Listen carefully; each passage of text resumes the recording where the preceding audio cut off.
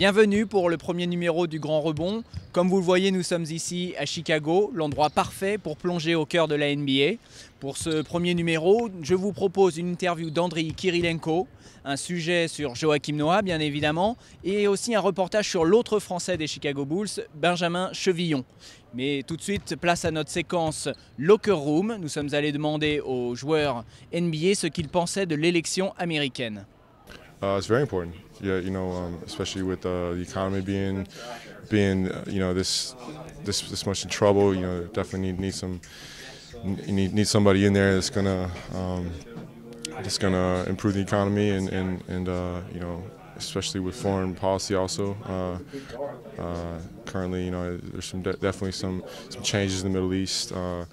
That are going to be I think big in the near future. So we need somebody that's going to definitely handle that in the right way. Politics and religion don't belong in the locker room. So we just we keep it to basketball and friendly things.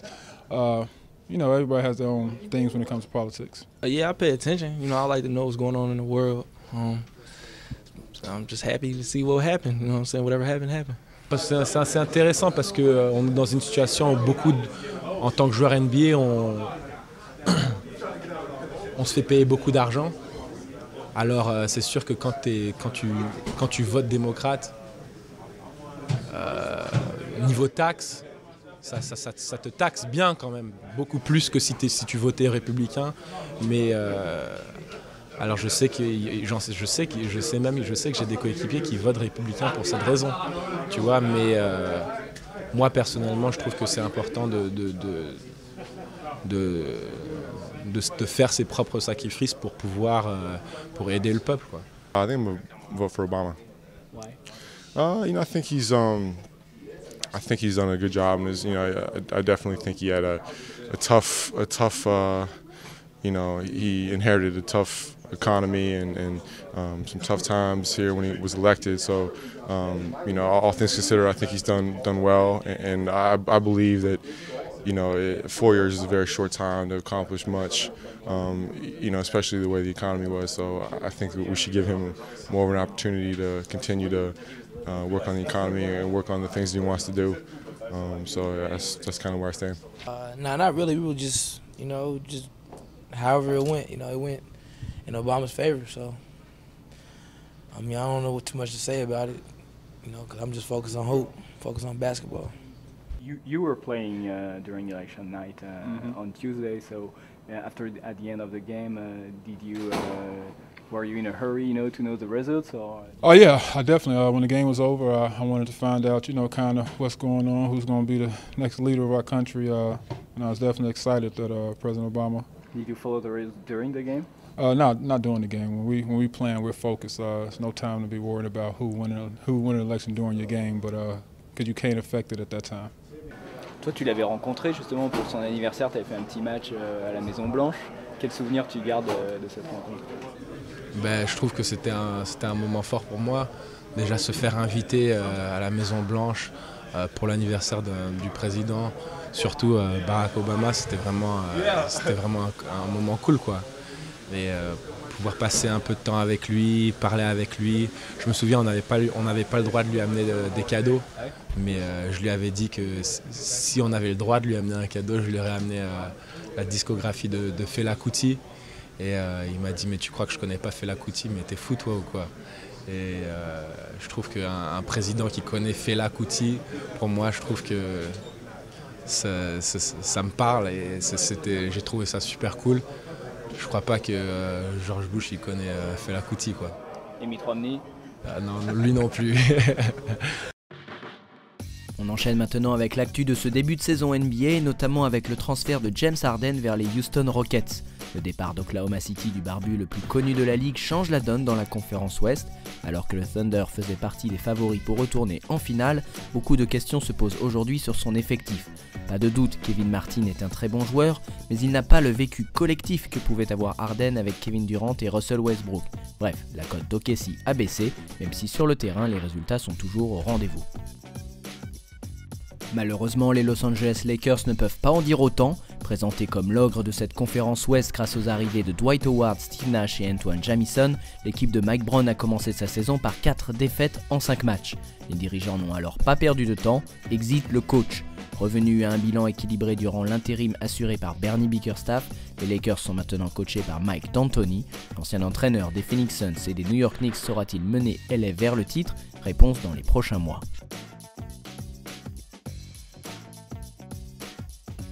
Heureusement, le public du Staples Center a le choix. Les Los Angeles Clippers cartonnent depuis le début de la saison avec des victoires sur le Heat, les Bulls et les Spurs, le tout avec un jeu toujours aussi spectaculaire.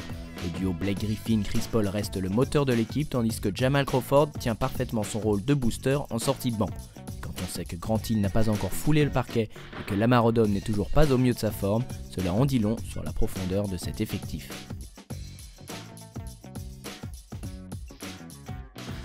À l'Est, l'équipe surprise s'appelle les New York Knicks. Carmelo Anthony peut maintenant compter sur l'expérience et la vista de Jason Kidd tandis que J.R. Smith plante 3 points sur 3 points. Résultat, et ce n'est pas une blague, les New Yorkais sont en tête de leur conférence avec 8 victoires pour 2 défaites. Vont-ils s'y installer pour de bon?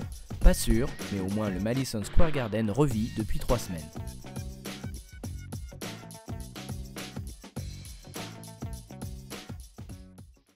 Pour cette première interview du Grand Rebond, nous sommes allés à la rencontre d'Andrei Kirilenko. Après un an passé en Europe, la star russe est de retour en NBA. Entretien. So you're back in the NBA this year. How has it been? Is it as much fun as you hope so? Yeah, we're having a lot of fun. You know, I think this year we have a very promising team, and it's a lot of fun playing with Coach Adelman. Why did you decide to come back in the NBA and not staying in Europe, you know, playing the EuroLeague? Well, I didn't really plan to stay for a long time in Europe. I think lockout present a great chance to play in front of the Russian fans, you know, in front of my family and my friends. I use it. When lockout was over, you know, I was thinking to move back to NBA right away, but then I kind of, you know, stuck in that situation when you're in the middle of the season, you know, you don't really feel good moving in the middle of the season from one team to another team. Then, you know, Olympic coming, you have to prepare a little bit better with the Russian guys who was playing in the Russian team. So those factors kind of hold me there. But after the season, I was thinking that I'm going to move back to NBA anyway. So were you happy to stay in Moscow? How was it described, the experience to play in front of your family and your friends, just like you said? It's unbelievable. You know, it's a great feeling. You feel very comfortable. The schedule is great. You're playing only twice a week. All friends around. But with all those, you know, positive factors, you feel like it's a little different stage. You know, like here you're playing on the highest possible level, and every night is a challenge. So, you know, I guess I'm still up for the challenges. In Europe, you went to the Final Four of the EuroLeague, but unfortunately you lost in the final. What memories do you have of that game? How can you explain now why you lost that game? I mean, you can't explain why you lose the game. I think we had a great season. I think we played well in the final. It's just a basketball, you know. Everything could happen, and that Final Four, one of those examples. That's why it's very interesting for the fans to watch the game. You know, we've been favorites. We played well, but at the end of the game, Olympiacos showed a great character, and they started playing well and finished the game with a buzzer beater. Last time you played in Europe was 10 years ago, in 2001, and so how would you compare the level of the game between 2001 and last year in Europe?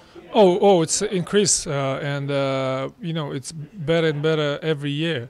I think a lot of players, you know, start playing on a good level and moving forward. A lot of teams, you know, kind of start thinking about EuroLeague, thinking about higher level, and they start paying money to bring in, you know, guys from NBA and trying to increase their own level with the guys who's playing locally. I think it's a great idea, you know, and that's why the level is raising.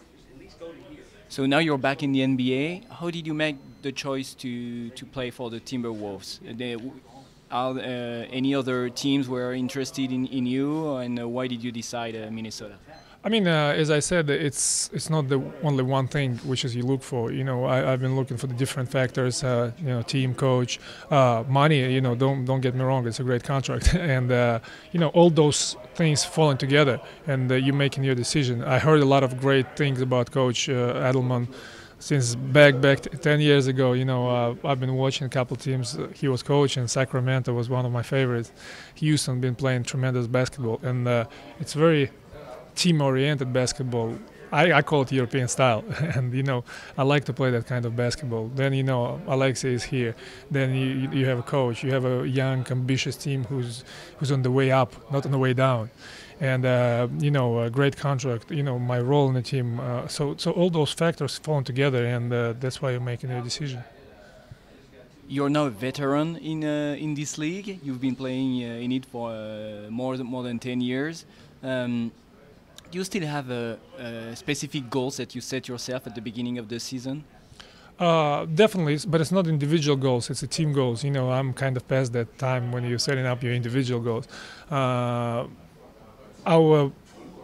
biggest goal right now is to make playoff. You know, Minnesota haven't been in the playoff for a long time, and I think this year we have a great team to make that step into the playoff, and I think everybody on the same page at this, and everybody doing everything possible to get there. You have a great team, like you said, but two of your most important players, Kevin Love and Ricky Rubio, are injured right now. So how tough is it to play without them? I mean, it is tough, you know, when you know two of your best guys out. But you know, I think we have a very good team. In the word of everybody knows how to play basketball, and we have a very deep bench. You know, we don't really split like our starting five, our second unit. You know, both. I mean, all those 10, 12 players, you know, have a time on the floor. And I think coach doing a great job to kind of create that confidence in both of units. And you know, if you take a look at the stats, all of the guys playing like around 20 minutes or more. And this is great. You know, this is how you can really choose the game and go different directions in the game. You know, it's a variety. You have a choice always. And if you're losing the guy by the injury, you have another guy who steps up and, you know, replace him. This is very good. Do you feel like you are used at your best here in this team? I mean, I feel great. You know, I'm having fun. I'm playing basketball with enjoying. You know, that's all that matters. You know, when you enjoy the game, when you're winning the games, and you feel like you're in the game. I think that's worth a lot. You mentioned Alexei Shved, who was your teammate in Moscow last year, who is your teammate with the Russian team, and now he's your teammate in the NBA with the Timberwolves. So how cool is that to have a Russian fellow in your team in the NBA, and what do you see for his future in the NBA? It's no fun. It's no fun. You know, he always calls me and asking me something. But I mean, of course, it's very important. You know, when you have somebody close to you, you know, and you always have something like little Russian flavor. You know, this feels, you feel like you're at home. You know, you don't feel like you're somewhere else. You know, and it's always very nice when he's asking those questions. You know, you feel like you really can help. And you know, I think he's a very promising guy. He's playing very good, especially lately, and he got a lot of room for the improvement. So I'm going to help him as much as possible, and you know, we'll see. Does he make you remember of you when you arrived in the league? Maybe a little bit. I was a little different, but I don't have anybody to help me at that point. So he's like a little bit. Let's talk a little bit about the Russian team. David Blatt announced that he left. He was leaving the bench.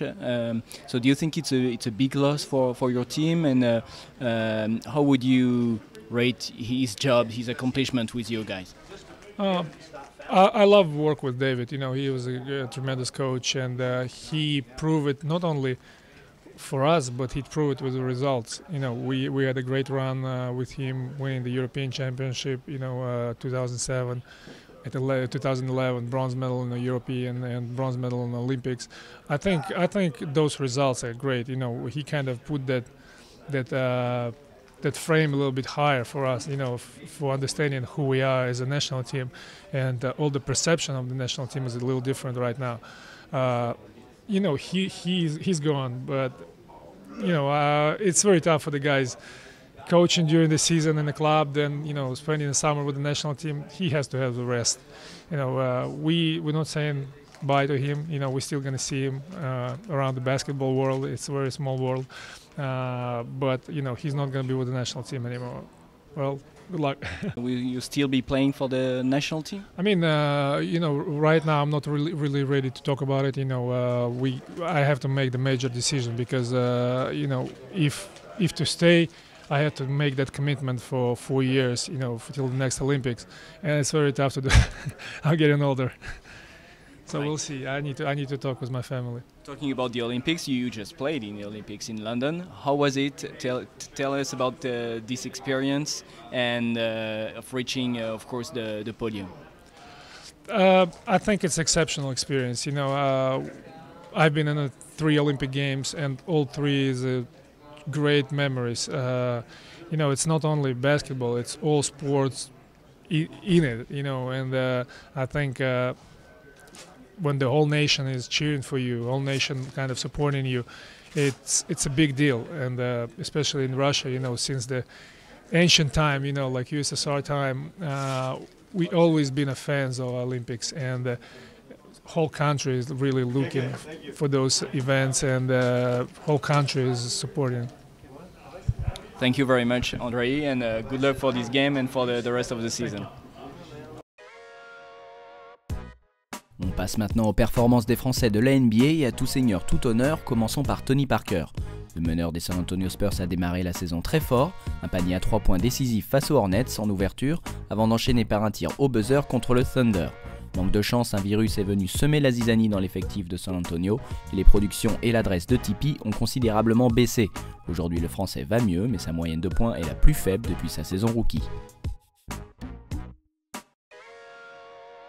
Parker diminué, le meilleur représentant tricolore s'appelle pour le moment Nicolas Batum. L'ailier des Portland Trail Blazers doit assumer son nouveau contrat et pour le moment il ne déçoit pas. L'ancien Manceau et nancéen prend le jeu à son compte, comme contre San Antonio ou Houston, 2 matchs durant lesquels Batum a inscrit 35 points. Avec près de 21 points et 6 rebonds par rencontre, le numéro 88 des Blazers affiche tout simplement les meilleures statistiques de sa jeune carrière NBA.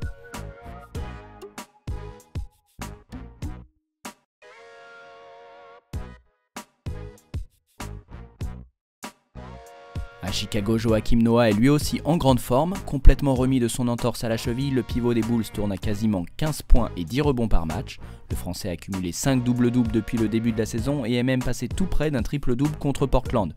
Avec 16 points, 15 rebonds et 8 passes décisives ce soir-là, il n'a en effet manqué que 2 petites passes à Noah pour réaliser son 2e triple-double en carrière.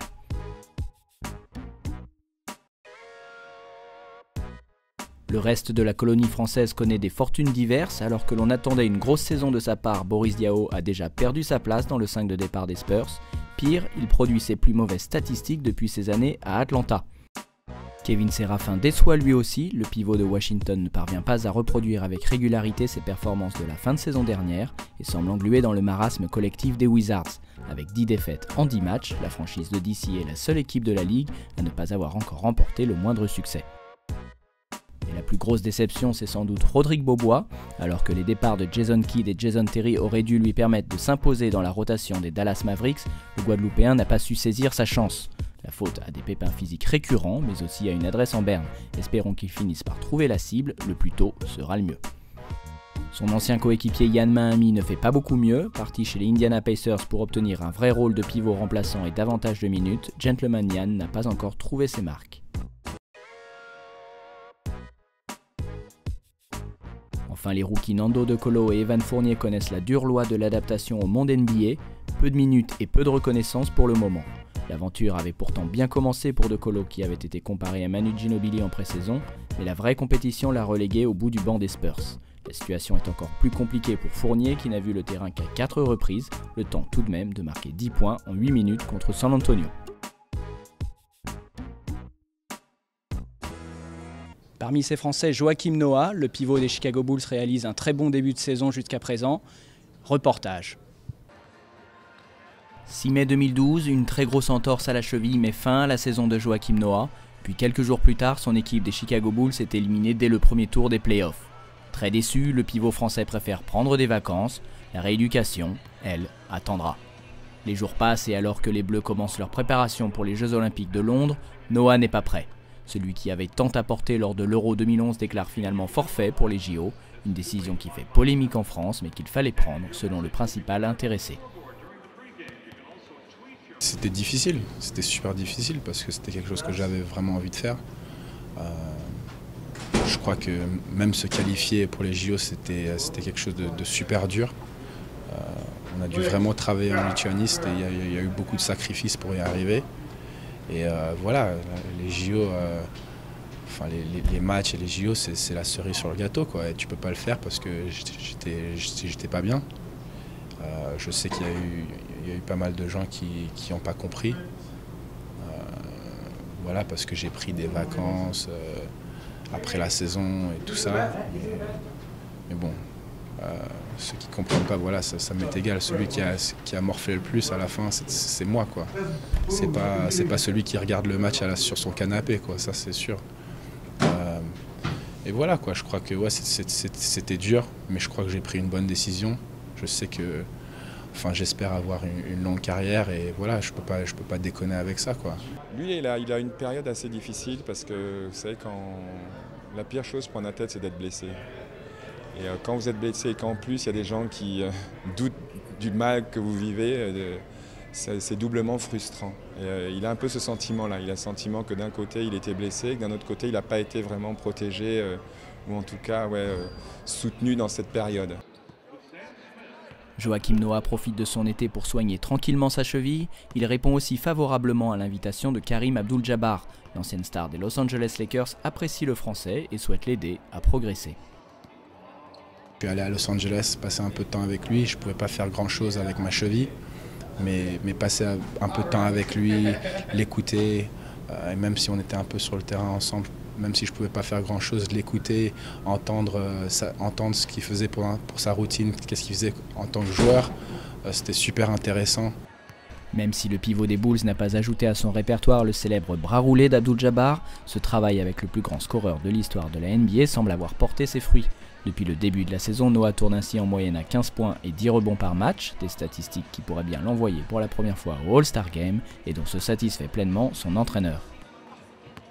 Well, I think he's gotten off to a great start. He had a very good preseason, came into camp very healthy.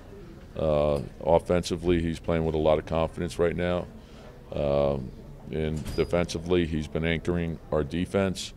And he's, you know, he leads the break. He's playmaking for us. He's playing a complete game for us. Reste à faire gagner les Bulls. Privé de Derrick Rose au moins jusqu'en février, la franchise aussi titre ne fait pour le moment plus partie de l'élite de la NBA. Son bilan n'est que de 5 victoires pour 6 défaites, tout juste moyen.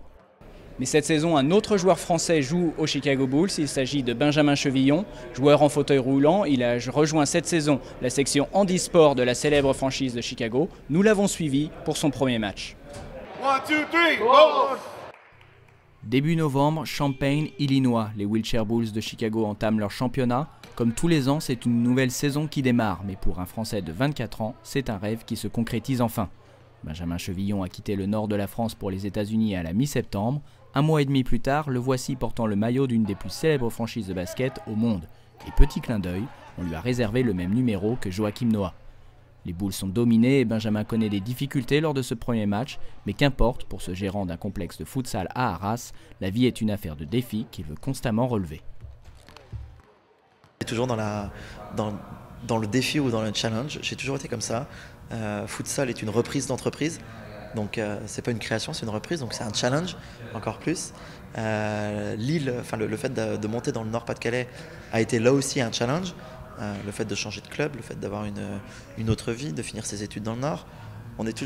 Avec moi, on est toujours dans le challenge. Et voilà, Chicago, ça a été le goût du challenge. Et puis aussi quand même le fait d'avoir une expérience assez incroyable et de jouer pour une équipe aussi légendaire. Atteint d'une leucémie à 5 ans, Benjamin Chevillon est victime d'un surdosage de son traitement par chimiothérapie qui le rend paralysé des membres inférieurs. Son jeune âge et la rééducation lui permettent de retrouver en partie l'usage de ses jambes, mais c'est sur un fauteuil roulant qu'il doit maintenant vivre sa vie. Par chance, le club de Dijon où sa famille habite possède une section handisport. Benjamin découvre le basket et ouvre alors les yeux. Je me suis dit que je n'étais pas le seul handicapé sur Terre. C'est vrai que je n'avais pas spécialement côtoyé le monde du handicap avant. Je n'étais pas dans des centres de rééducation ou dans des écoles spécialisées. Donc mes parents se sont toujours forcés de me mêler à la société et non dans des centres de rééducation. Et donc du coup, ça m'a permis de comprendre qu'il y avait déjà une situation pire que moi, parce que j'ai côtoyé d'autres handicapés qui étaient dans des situations de handicap vraiment difficiles et qui faisaient quand même du sport. Et donc voilà, ça m'a permis de me dire que ça servait à rien de se plaindre. Si eux y arrivaient, moi je pouvais y arriver aussi. Et donc c'était à la fois une source de motivation et le fait de se dire qu'il faut continuer d'avancer malgré les difficultés qui peuvent s'offrir à nous. C'est ce goût du dépassement de soi qui l'a conduit jusqu'à Chicago. Sa personnalité fait aujourd'hui l'unanimité au sein de son équipe et en particulier auprès de son entraîneur qui place l'expérience humaine que vit Benjamin au-dessus de tout.